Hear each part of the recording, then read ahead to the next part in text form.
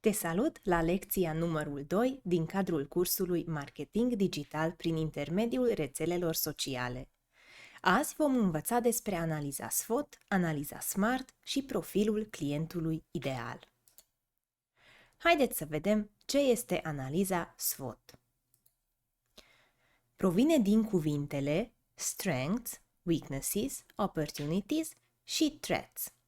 În primul rând, este o tehnică de planificare strategică care se utilizează pentru a evalua performanța, concurența, riscul și potențialul unei afaceri, iar prin evaluarea acestor factori poți identifica strategiile care îți vor permite să creezi un model de afaceri specific companiei tale.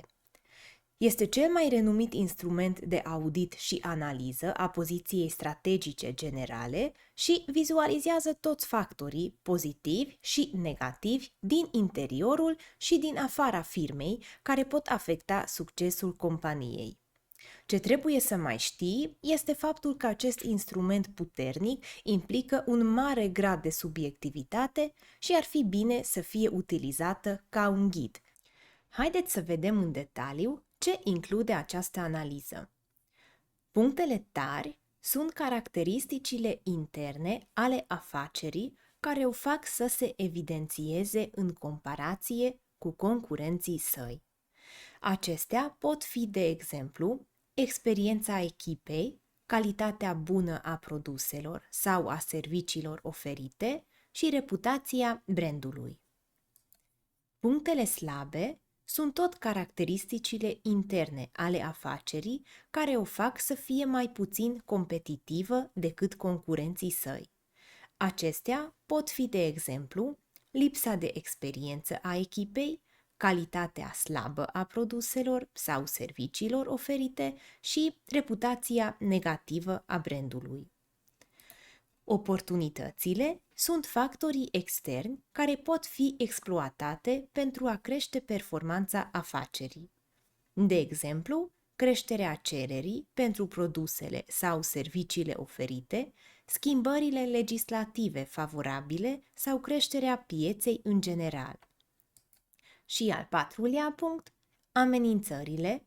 Acestea sunt factorii externi care pot afecta negativ performanța afacerii. De exemplu, creșterea concurenței, schimbările legislative nefavorabile, scăderea cererii pentru produsele sau serviciile oferite. Iar acum, haideți să vedem ce este analiza SMART. E o metodă de planificare strategică utilizată în marketing și managementul afacerilor.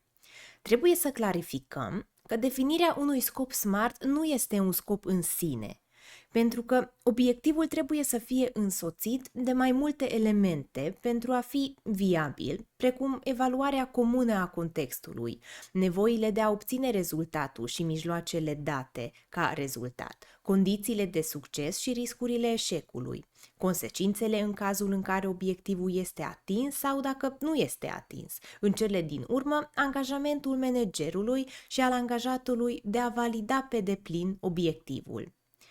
Acronimul este format din 5 cuvinte: specific, adică specific, măsurabil, measurable, realizabil, achievable, relevant, relevant și bazat pe timp, time bound. Această metodă ajută la stabilirea obiectivelor clare și realizabile, care sunt măsurabile și relevante pentru afacerea și care trebuie atinse într-un anumit interval de timp. Acum să analizăm fiecare punctuleț separat. Specific înseamnă că obiectivul trebuie să fie clar și precis formulat, astfel încât să nu existe ambiguitate sau interpretare.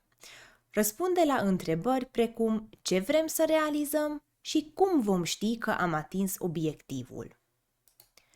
Măsurabil înseamnă că obiectivul trebuie măsurat într-un mod obiectiv. Acest lucru presupune definirea unor criterii sau indicatori specifice care vor fi utilizați pentru a evalua progresul și succesul obiectivului. Întrebarea cheie este cum vom măsura progresul? Realizabil, adică obiectivul trebuie să fie realizabil și realist, luând în considerare resursele disponibile, timpul și competențele necesare. Este important să fie fezabil și să nu creeze frustrare sau descurajare. Întrebarea relevantă ar fi: obiectivul se poate realiza cu ajutorul resurselor disponibile? Prin relevant se înțelege că obiectivul ar trebui să aibă un impact semnificativ sau să contribuie la atingerea obiectivelor mai mari. Întrebarea ar fi: este obiectivul relevant pentru misiunea sau scopul mai larg? Și ultima, bazat pe timp, înseamnă că obiectivul trebuie să aibă un termen limită bine definit pentru a stabili o perioadă clară de timp în care trebuie atins.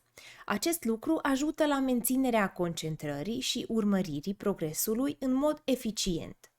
Întrebarea relevantă este: când vom atinge obiectivul? Ca și un exemplu concret și întreg, să zicem creșterea vânzărilor cu 20% în următoarele 6 luni prin lansarea unei campanii de marketing online care să încurajeze achiziții repetate din partea clienților existenți. Ce este profilul clientului ideal și cum putem segmenta publicul nostru țintă? În primul rând, buyer persona este o reprezentare fictivă a unui client ideal sau a unei categorii de clienți ideali pentru un produs sau serviciu oferit.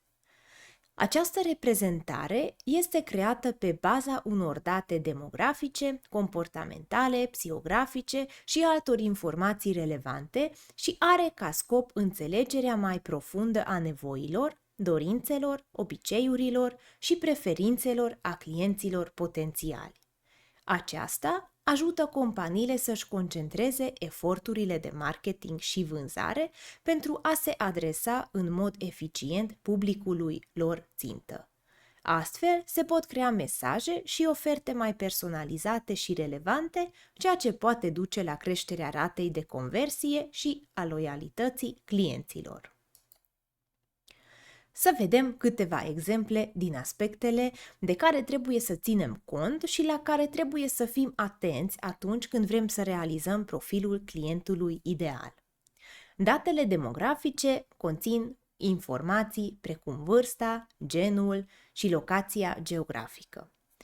Prin datele comportamentale se analizează cum acționează clienții potențiali în procesul de cumpărare, ce canale de comunicare folosesc, cum se informează și ce factori iau în considerare în luarea unei decizii de cumpărare.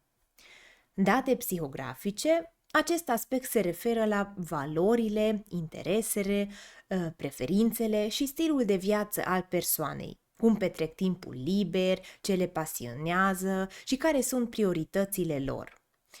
Obiective și provocări. Aici se analizează obiectivele pe termen scurt și lung ale buyer persoanelor, precum și provocările cu care se confruntă în atingerea acestor obiective. Cum poate produsul sau serviciul companiei să le ajute? Și aceasta ar fi o întrebare bună. Ce canale de comunicare folosește? Trebuie să identificăm canalele de comunicare preferate de clientul ideal, cum ar fi rețelele sociale, e-mailul, căutarea online, evenimentele online, pentru a putea ajunge la aceștia cu mesajul potrivit. Nu uitați, în atașament veți găsi câte un caiet de lucru pentru analiza SWOT, analiza SMART și o listă lungă cu întrebări detaliate pentru a crea profilul clientului ideal. Spor la treabă!